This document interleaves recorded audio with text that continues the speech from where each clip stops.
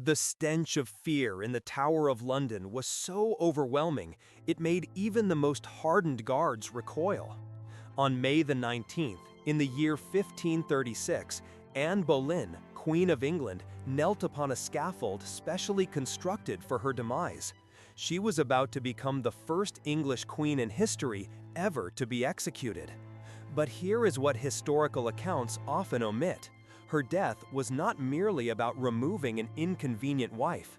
It was a calculated masterpiece of psychological warfare, a horror that would shadow her daughter, Elizabeth, for the next 60 years and irrevocably alter the trajectory of English history.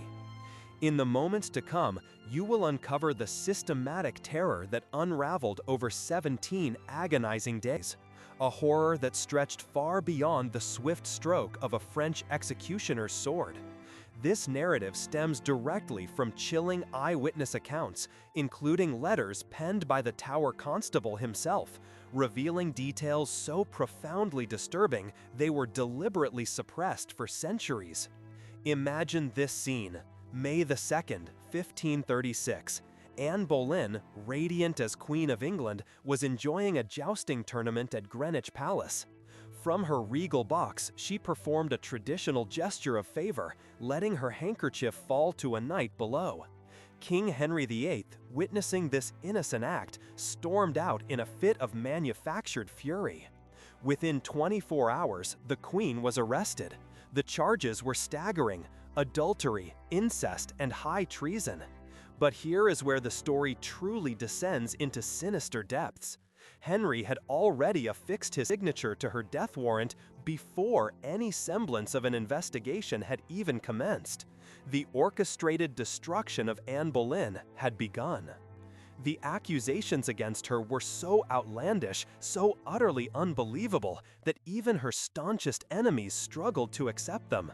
Thomas Cromwell, King Henry's chief minister, meticulously constructed a case, alleging that Anne had engaged in illicit affairs with 5 different men, including her own brother, George Boleyn. Pause for a moment and consider the gravity of that accusation. They literally charged her with incest, an unspeakable crime, solely to ensure her execution. The supposed evidence? A court musician named Mark Smeaton, who offered a confession only after enduring 24 consecutive hours of unspeakable torture on the rack. The other 4 men, including her brother, steadfastly maintained their innocence, even as they faced their own impending executions. Yet, the fabrication of the timeline was even more brazen. The indictments claimed Anne committed adultery on specific dates when royal records irrefutably proved she was residing in completely different locations. On May the 13th, 1535, for instance, she was supposedly committing adultery at Greenwich. Except, court documents conclusively show she was actually at Richmond Palace, a distance of over 10 miles away. They did not even bother to make their lies remotely believable. They knew it simply did not matter.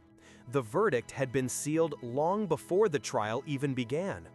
Even the imperial ambassador, Eustace Chapuis, and remember, this man harbored an intense hatred for Anne Boleyn, wrote to Emperor Charles V stating that the charges were based on presumption and certain indications without valid proof or confession. When your fiercest adversary admits you are being framed, you know something is profoundly wrong. But here lies the truly chilling realization that most people overlook. Henry VIII was not acting out of a blind, spontaneous rage. This was a cold, calculated, methodical destruction. On April the 24th, just 8 days before Anne's arrest, Henry signed a commission granting Cromwell unlimited authority to investigate and prosecute anyone at court. Cromwell himself later boasted that he had been authorized and commissioned by the king to prosecute and bring to an end the mistress's trial. Those were his precise words: bring to end. Not investigate, not determine guilt or innocence, simply end it. The psychological torture commenced the very instant Anne stepped inside the Tower walls. They did not simply cast her into some dank dungeon. No, they inflicted something far more twisted. They confined her to the exact same luxurious apartments where she had lodged 3 years earlier, just before her magnificent coronation. Imagine being enveloped by the very same tapestries, surrounded by the same opulent furniture, gazing upon the identical views where you had once prepared to ascend to queen, now preparing to face your death. Sir William Kingston, the Tower Constable, meticulously documented every detail in letters that have miraculously survived the ages. Upon her arrival at the Tower, Anne Boleyn inquired, "Master Kingston, shall I go into a dungeon?" He responded, "No, madam, you shall go into the lodging you lay in at your coronation." At this, Kingston recorded, she fell into a great laughing, as she has done many times since. This was not joy. This was the sound of a woman's mind beginning to shatter under an unbearable, impossible stress. The psychological warfare intensified through a system of total surveillance. Every single word Anne uttered was meticulously recorded. They assigned her 4 ladies-in-waiting, who were, in reality, spies. Among them was Lady Kingston, the constable's own wife. These women reported absolutely everything: Anne's dreams, her fervent prayers, her desperate, futile attempts to comprehend the unfolding nightmare. Anne would incessantly pace her rooms, her demeanor oscillating between fits of hysterical laughter and uncontrollable sobbing. At one point, she confided in Kingston, "I hear say that I should be accused with 3 men, and I can say no more but nay without I should open my body." She was literally offering herself for a physical examination to prove her innocence. That is the harrowing extent of her desperation. But the cruelest torture of all was the relentless manipulation of hope. They repeatedly delayed her execution date, forcing her to confront and prepare for death multiple times. Initially scheduled for May the 18th, they abruptly postponed it to May the 19th, offering no explanation whatsoever. Anne had spent the entire night of the 17th praying, meticulously preparing her soul, mentally bidding farewell to her life. Then sunrise came, and nothing. Kingston later reported that she seemed very desirous to be executed by that point. They had broken her so utterly and completely that death itself had begun to feel like a merciful release. Throughout those 17 days within the cold stone embrace of the Tower, Anne Boleyn ceaselessly inquired about her sweet brother, George, and her father. She simply could not grasp the horrific reality that George was also imprisoned within the Tower, awaiting his own execution, and that her father, Thomas Boleyn, had utterly abandoned her to save his own skin. No family member attempted to defend her. Not a single friend dared to speak up. She was utterly, terrifyingly alone, surrounded by enemies and spies, waiting for death. The trial itself, on May the 15th, was nothing short of pure theater. But here is what will truly shock you. On the very morning of Anne's trial, even before it had commenced, Henry VIII informed Jane Seymour that Anne would be condemned that day. He was already planning their wedding while his current wife was on trial for her life. The jury was not merely biased, it was systematically packed with Anne's sworn enemies. 27 peers sat in judgment, including her own uncle, the Duke of Norfolk, who presided over the proceedings. Yes, you heard that correctly. Her own uncle pronounced her death sentence. The jury even included Charles Brandon, Duke of Suffolk, who had openly referred to Anne as a goggle-eyed whore. It also comprised Henry Percy, Anne's former lover, whom she had been forced to abandon years earlier. Multiple relatives of Jane Seymour, the woman who would replace Anne as queen just 11 days after the execution, were also among her judges. They might as well have carved "guilty" onto the courtroom walls before she even walked in. Anne received no legal counsel. She was not informed of the specific charges until she stood before the court. She had no opportunity whatsoever to call witnesses in her defense. The prosecution presented no physical evidence and summoned no live witnesses. Their entire case rested on written depositions and baseless hearsay. Yet, when her uncle demanded the verdict, all 27 peers declared her guilty, every single one.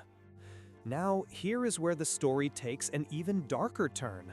The method of execution became yet another insidious form of psychological torture. Burning was the traditional punishment for adultery and treason committed by a queen. But Henry, in what he hypocritically presented as an act of mercy, commuted this to beheading. Except there was a catch, a final twist of the knife. He adamantly insisted on importing a special executioner from France, an expert swordsman hailing from Calais. This decision meant more agonizing delays, more days of relentless psychological torture as Anne waited, hour after hour, for her specially imported executioner to arrive. Why a French swordsman? On the surface, it appeared to be a gesture of mercy. Death by sword was generally quicker and cleaner than the brutish axe. But I believe Henry harbored another, far more sinister motive. Employing a French executioner sent an unmistakable message.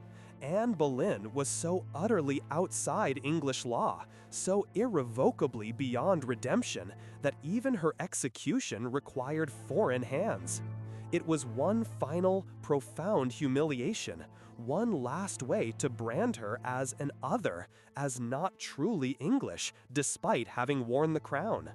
The execution morning itself, May the 19th, revealed Anne's complete psychological transformation. Witnesses described her as almost ethereal, dressed in a plain gray damask gown trimmed with fur, her hair neatly tucked under a simple cap.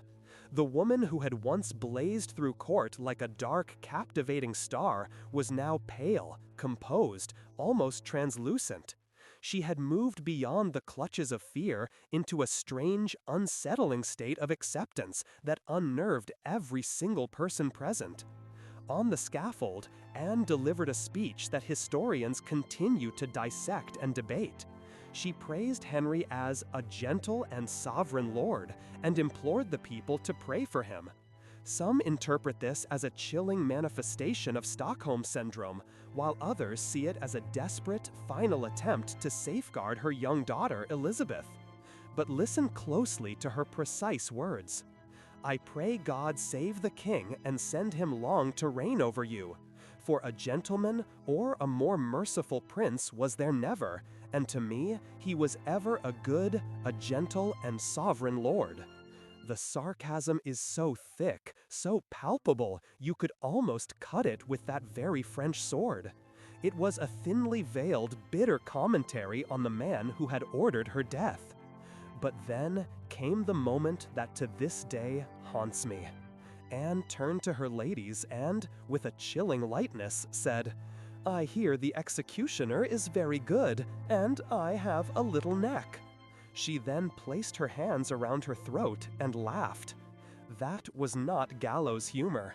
That was the sound of a woman so thoroughly broken, so utterly destroyed, that she was making jokes about her own imminent beheading. The entire crowd fell into a stunned, complete silence. The French executioner was indeed skilled. As Anne knelt upright in the French style, rather than bending over a block, she kept looking around, searching, waiting for the blow. The executioner, a master of his craft, had cunningly hidden his sword beneath the straw. While Anne's attention was momentarily diverted by his assistant, he struck. One clean, swift cut. Witnesses swore that her lips continued moving in prayer for several minutes after her head was severed. Whether that was a lingering spark of consciousness or simply involuntary muscle contractions, we will never truly know. But that indelible image, Anne Boleyn's lips still moving in prayer after death, burned itself into the collective memory of every person present. Here is the part that truly exposes the depths of the cruelty. They had not even bothered to prepare a proper coffin. Anne's sobbing ladies were forced to wrap her head and body in white cloth and place them inside an old arrow chest they discovered in the Tower Armory. The first Queen of England ever to be executed was buried in a box meant for weapons, unceremoniously dumped into an unmarked grave in the chapel of St. Peter ad Vincula. No funeral, no prayers, no marker, as if she had never even existed. But the horror did not end with Anne's death. Let me tell you the profound impact this had on her daughter. Elizabeth was just 2 years old when her mother was executed. At the age of 8, after witnessing her stepmother, Catherine Howard, meet the very same fate on the exact same spot, Elizabeth famously declared, "I will never marry." She steadfastly kept that vow for the entirety of her extraordinary life. The Virgin Queen's refusal to marry, a decision that would define her entire reign, was undeniably born in the dark shadow of that scaffold. Elizabeth could never publicly acknowledge her mother. Anne had been officially declared a traitor, an adulteress. Yet, in private, Elizabeth wore a ring her entire adult life that contained hidden portraits of herself and Anne Boleyn positioned face to face. When the ring was finally removed from her finger after her death, courtiers discovered this intimate secret she had carried for decades.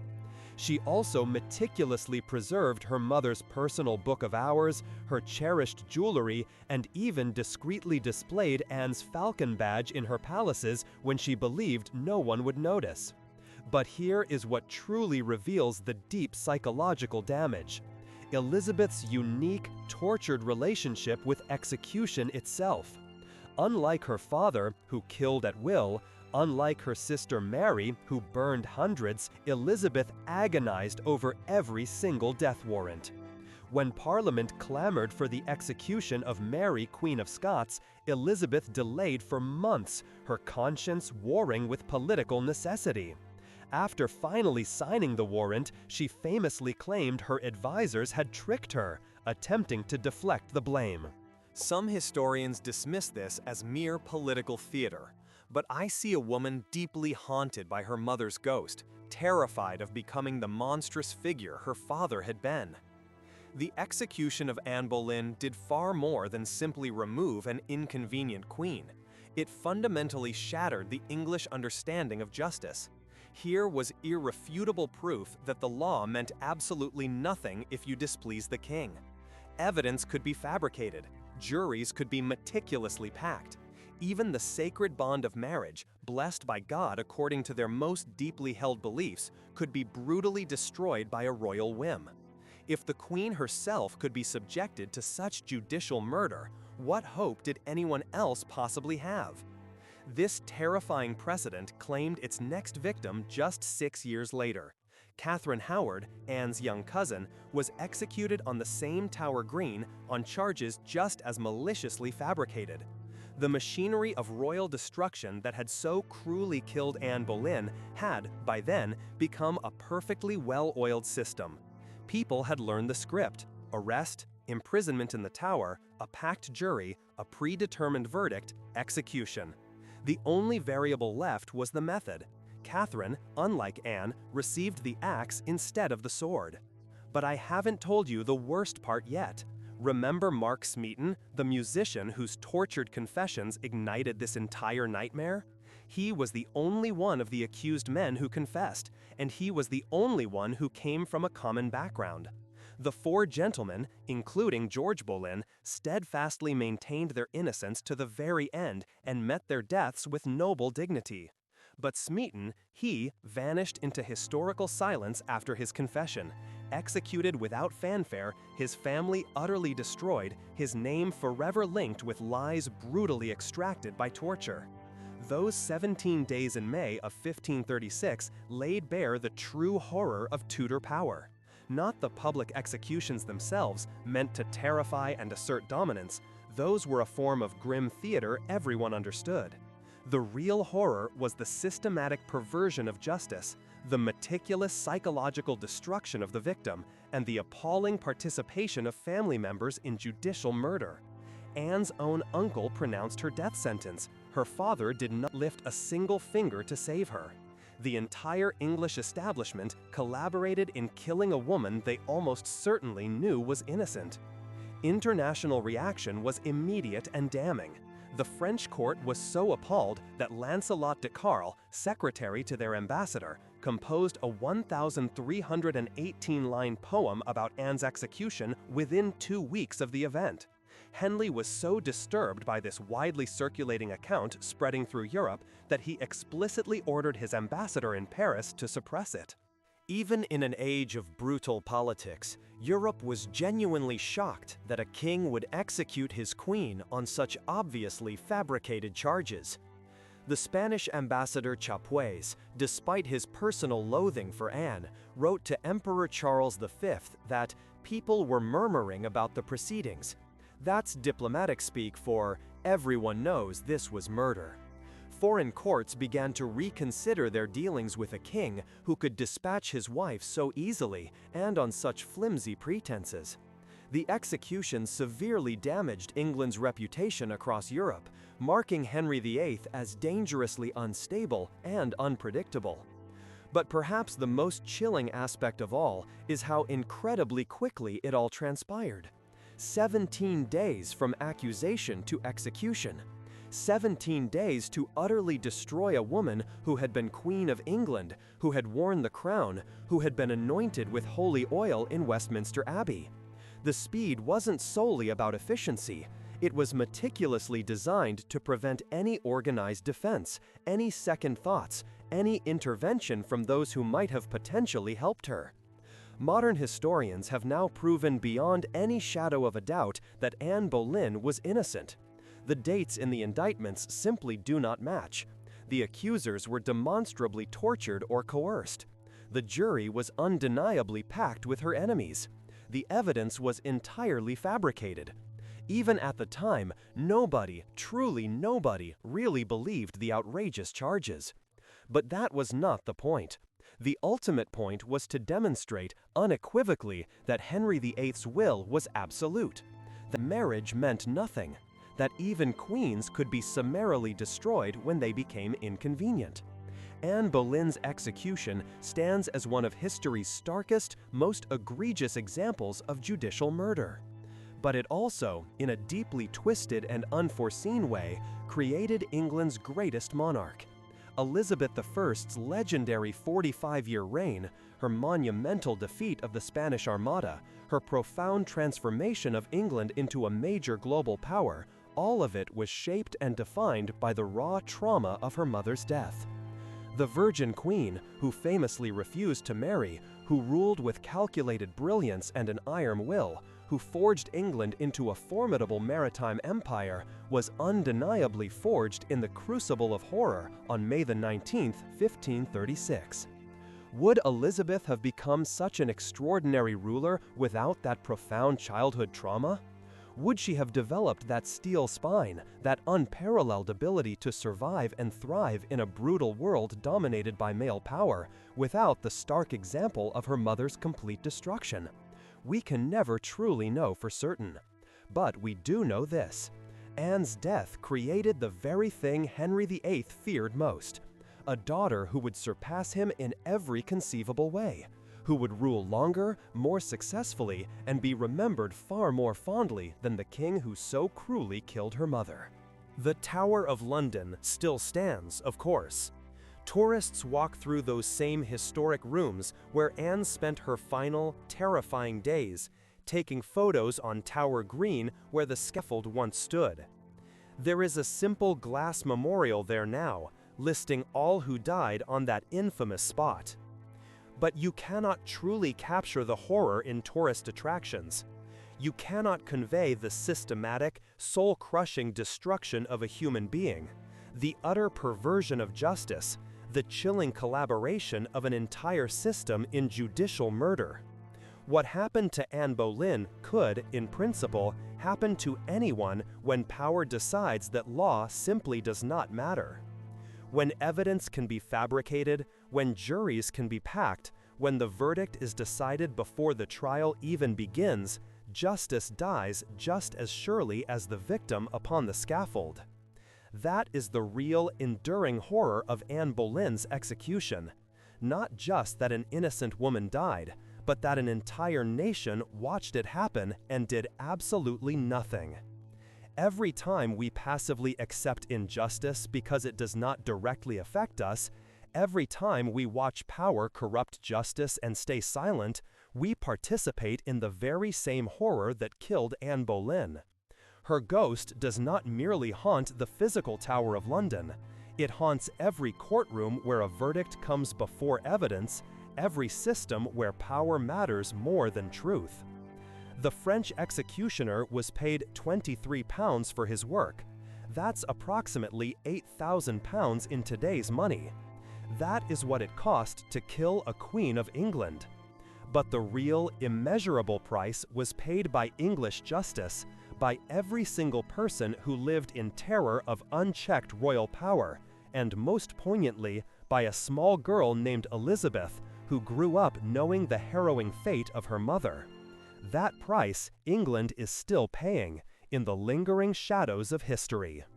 If this hidden, unsettling history of Tudor horror has captivated you, then I urge you to watch the next video. There, I will reveal the dark, unsettling truth about King Henry VIII's medical condition, a condition that historians now believe drove him to become history's most notorious wife killer. You will discover how a seemingly innocuous jousting accident fundamentally transformed England's Golden Prince into a terrifying, murderous tyrant. Subscribe for more suppressed historical truths, for the stories they tried to bury, and I'll see you in the next investigation, where we will continue to uncover what really happened behind the grand, deceptive palace walls. The tale of Anne Boleyn is not merely a historical footnote, it is a profound cautionary warning. It reminds us that justice is not an inherent right, but a fragile construct, constantly under threat from those who wield unchecked power. It teaches us that silence in the face of injustice is a form of complicity, that the erosion of truth for convenience or control can have catastrophic, generational consequences. The legacy of her death is a stark reminder that the fight for fairness, for due process, for the sanctity of truth is an eternal one. We must never forget Anne Boleyn, not just as a queen, but as a victim and as a symbol of justice denied.